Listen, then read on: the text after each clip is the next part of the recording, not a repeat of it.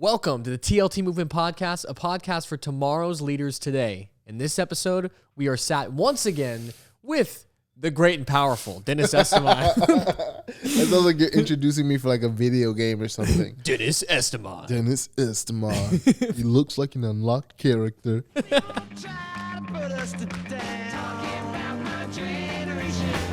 Anything challenging is going to be hard. And so what? Hard could be the new fun.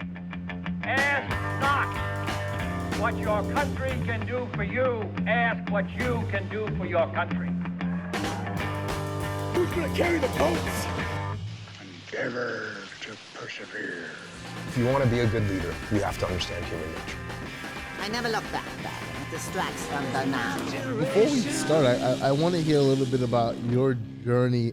Like just like you getting here is a whole story within itself. So first of all, where were you before you got here? And where were you before that?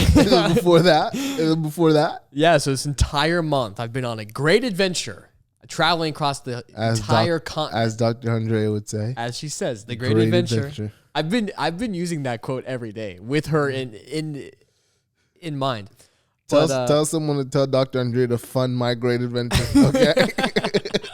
Great adventures aren't cheap, Dr. Andre. Oh, they are not cheap. But you know, I literally, so my intention was, I've realized that if you have an intention, the mechanism will appear. Victor, he says, when the intention is clear, the mechanism will appear. My intention was, I want to go visit my new baby cousin out in California, and I want to do it ASAP. So I asked God, I go, how am I supposed to get there? What does this look like? And after much prayer, he goes, you're going to drive. And I was like, oh my gosh, that's 3,000 miles from South Florida. That's insane, but I'll do it. I had no idea how I'm going to eat. I'm going to pay for this. I'm going to pay for the gas. I'm going to pay for any of this. I didn't have any jobs lined up. And I stepped out in faith. I hit the road at the beginning of the month here. And I literally feel like a disciple in the Bible when God was like, you're going to go out. You're not going to have any extra clothes with you. No money. You're just going to go and people are going to house you and feed you and you're going to be okay. Oh my goodness. And so I stepped out and I was like, let's do this thing. I've had somewhere to sleep every night. I've had things to eat every day. I've paid for, I think, 3 meals. And the meals that I paid for were with gift cards I got from Christmas. Everywhere I go, people feed me. That's crazy. I've just been housed. Friends, family. I've driven all across the country. Right before I was here, I was with Bennett Bino, whom I did a podcast with. And who is a TLT alumni and mentor. Yeah. I met Bennett and Mary my first time. Oh, yeah. Yeah, TLT. They go way back. And now his sisters were in TLT last year as students. Oh, wow. And I think they might be coming back.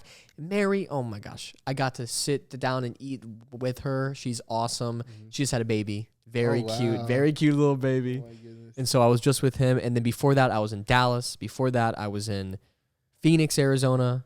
Before that, I was in California. Now that doesn't get lonely? Honestly, no, because I felt like everywhere I went, I was with people.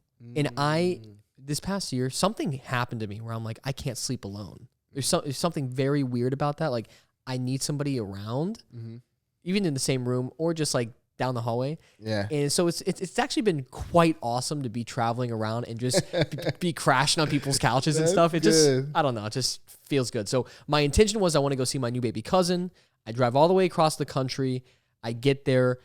God, I feel like money is like manna falling out of the sky to pay for this whole thing. Everywhere I go, people. Cha-ching. Yes, it's like I'm getting hired for jobs that. Show me the money. Yeah, just everywhere I go, I'm like, God, I've got to pay for gas. How am I going to do this? And then I meet some kid who's like, oh, my dad, he needs pictures. I'm like, let's do it. He's like, right now? I'm like, yeah. So I go, I take some pictures. Oh my goodness. I get paid. I'm halfway through the country and I secure a job for $3,000 that's going to pay for the whole trip. So I'm like, oh, this is great. So it's just been total godsend. And I feel like everywhere I go, I'm just sharing the good news. I've seen every place I've gone, sometimes it's like completely by accident, like I wasn't planning to even be there. Right. And once I leave, I'm like, oh, that's why I was supposed to be there. It's I was supposed to talk to that person about Christ and plant a seed in them. Like I visited one of my friends in New Mexico. She works on a horse farm, and I get there at like 1 a.m.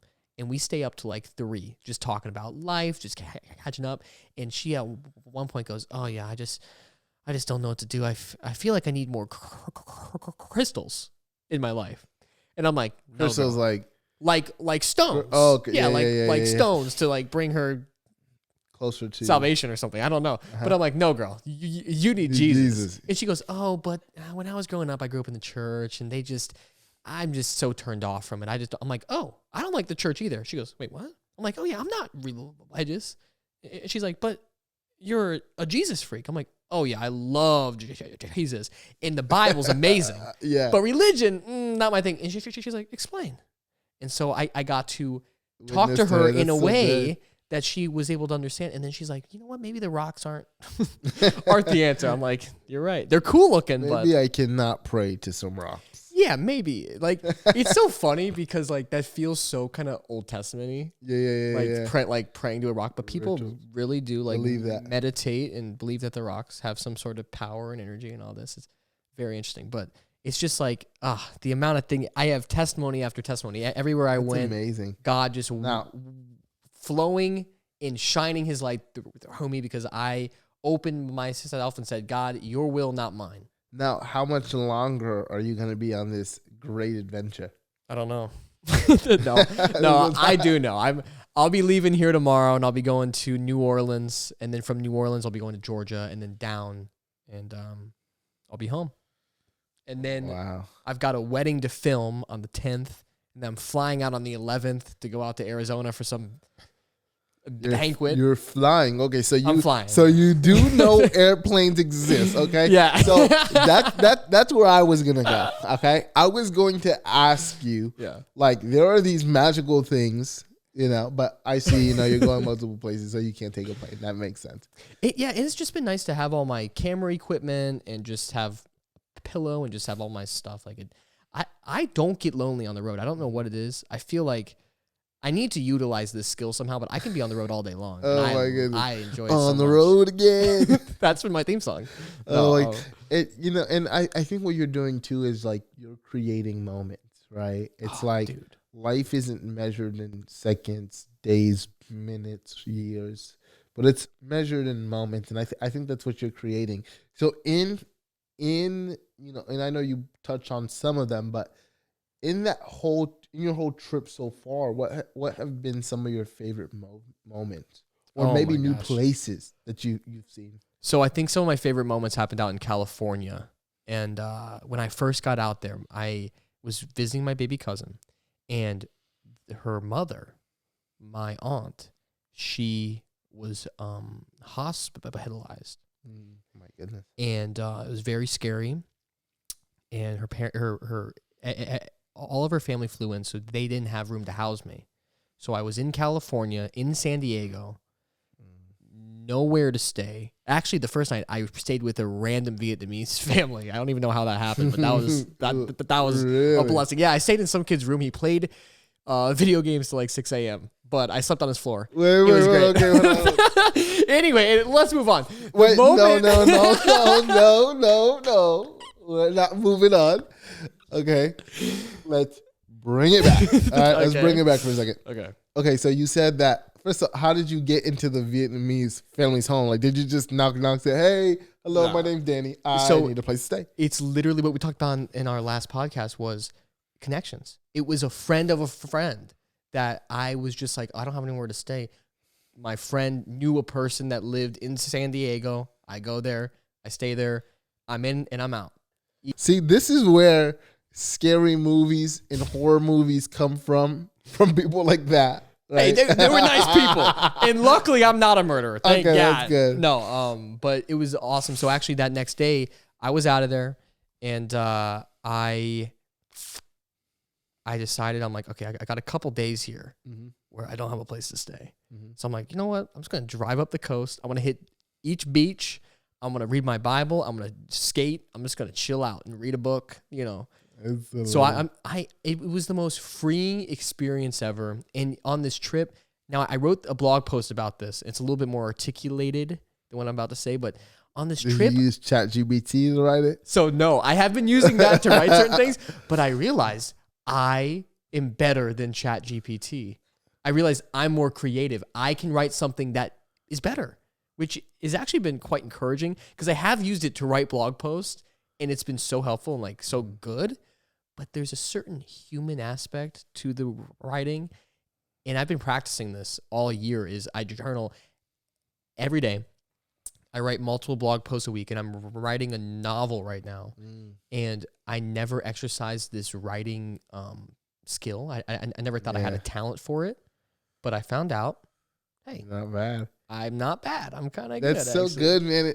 And see, that's one thing me and my wife talk about a lot is like, people don't realize who they can become. Yes. Right? It's like who you were yesterday is not necessarily who you have to be today. 100%. Right? Thank God. And it's like, and who you will be. Yeah, thank God, right? Thank Jesus. It's like, and like, sometimes I just think it's like 10 years from now, who can you become? Yes. Like, and sometimes like people have no idea what's coming, but you know, like, so what has allowed you to kind of stay open, stay flexible, try these things? It's 1,000% just being like, not my will, but yours. And something I realized on this trip was I found, it's going to sound cheesy, but like I found myself. It's going to sound wild. But when I served God and when I did his will, he gave me something in return. And that was this innate, childlike, I can't even describe it. It's like creativity, wonder, joy, spontaneity. I don't even know how to describe it, but I didn't even realize it was gone until I discovered it again. And I was like, oh shoot, when I became an adult, I traded in this, what made me, some sort of creativity maybe, right, in return for, I'm an adult now. Yeah. I have responsibilities now. And I gave up on a lot of dreams. And on this trip, the fire got kindled once more. Yeah. And it rebirthed. And I would recommend doing this to anybody if you are able to. I feel so blessed to be in the position I am right now where I'm actually able to do this. Even last year, I was not in this position. Do this meaning travel. Country. Spontaneous. Travel, yeah. I set my life up, or God set it up, in a way that I had to get the approval of 0 people to go on this trip. I didn't have to talk to a boss. I didn't have to file any paperwork. I just hit the road. The only people that I had to tell was my parents and my sister, only because I love them. And I'm like, hey, I'm going to miss you guys, but I'm going. And what was their response to that? They didn't want me to go. What my Nana, oh my gosh, she's like, all the illegals, they're coming across the border. You're going to get killed out there. All the homeless. Goodness. It's so scary. What if it snows? What if you die? I go, hey, I can't live by what ifs. Oh my I can't, goodness. And you know, it's kind of like what you were saying in the last podcast, as far as like people, when you step out and do something out of the ordinary, you're not going to get the support. Like, you're not. People are going to tell you, don't do that. That's a bad idea. You're not. Yeah, it's like people think that when they're going to start something, that they're going to have cheerleaders behind them saying, go. Right. It's usually not a go. It's more like a no. Totally. Don't do that. But, and you know, that's so encouraging to hear, because it's like, for you, like you did get those no's, but yet you stepped out anyway. Totally. And I feel like one day, who knows, like you can even write a book from it, you know? 100%. I mean, I don't know what that book would be about. Right now I'm writing a book. It's a novel. And dude, it's hard. Right now you're living a book. Yes. Right now that's what it is. Right now you're living a book. You know, but and the one thing that I really enjoyed what you said, it's like you said, you know, you're at a point now is like where you're staying creative. You're writing, you're journaling. And like there was a study done, right? And in that study, they tested all of these children. And what they saw, like up until, is it maybe like age of 5, that these children are operating at a brilliance level, at a genius level, right? And then they kept operating, like they kept doing that study on that same group of kids in their, in their 20s and then in their 30s. And as the older that they got, the more they begin to lose their brilliance. So the question becomes, it's like, where did the brilliance go? And, what I believe is the brilliance was always in them. Like I always say, like the movement's already in you. Right. But what happens is over time when you're told that you can't do this, you can't do that, and you begin to start believing people's limitations that they see for themselves and put on you, then you begin to take it on. And what happens is you lose that childlike faith. And unfortunately, you pass that on too. And then you pass that on, and it becomes a cycle where we were once dreamers, and now we're living in reality. Now we're being practical. But amazing things don't happen in the space of just practicality. Totally. Right? Amazing things happen in the moment. Yes, it takes practicality in terms of execution, but amazing things happen when you're willing to step outside of yourself. When you're willing to do something that might look crazy to some people, but at the end of the day, you know who you are, and more importantly, whose you are. So you're not looking for the approval of all of those type of people. So I'm just so encouraged by your story, of how you're willing to step out and 100%. And one thing that I took away from this trip that I learned that was like the most valuable lesson I think I've learned all year for sure. I mean, we're, in month 2, but I realized everywhere I went, everybody was really nice. Every state that I was, every house that I went to, everybody was really generous. And I realized on this trip, that's because of me. Because I'm treating them how I want to be treated, because I'm bringing that energy in, I'm getting it back. And that switch that clicked for me, I was like, oh my gosh, it feels like a superpower. It's like when I come in with the mindset of joy and peace and being in the moment, it invites other people to get in that same space. Where if I come with fear and anxiety and I don't know what's happening next and I don't know where I'm going to sleep tonight, and that invites everybody else to be fearful and have anxiety too. It works both ways, but it's like this was a practice. Last year, I was so convinced World War III was starting. Everybody's gonna die. The dollar's gonna crash. Everything's happening to me. Yeah. And then I switched it to everything's happening for me. It's so good. And because of that, it's just like everywhere I go, I'm realizing more and more that life it's not circumstantial. Yeah. It's all mostly mindset, energy, connections with people. I don't even know. It sounds a little woo-woo to kind of say energy. Like what does that even mean? Woo. First of all, what does woo-woo mean? Somebody pull up Urban Dictionary. What does woo-woo mean? It sounds a little hippie. I don't know, but it's so real. What I'm hearing from everything you're saying, it's like the best thing about this journey has been the people. 100%. And it brings me back to the quote that's like, the world is filled with a lot of good people. And I think we can close on this thought. The world is filled with a lot of good people. And if you can't find one, then be one. I love it. And I think that's what you are, man. You are a good person. And whenever you enter a room, you change the atmosphere. You are a movement. It's not something that you started, but it's something that, you are. So if you're, what I took away from this conversation is like, be willing to step outside of your comfort zone. Be willing to go on the journey. Be willing to even be humble enough to be like, hey, I need a place to sleep. Well, it's either that or your car. So right. But which I did a couple nights. Yeah. But even that is a story within itself. Embrace the great adventure. Embrace the great adventure. That's what I'd encourage you to do. Have a great day. Awesome. Generation.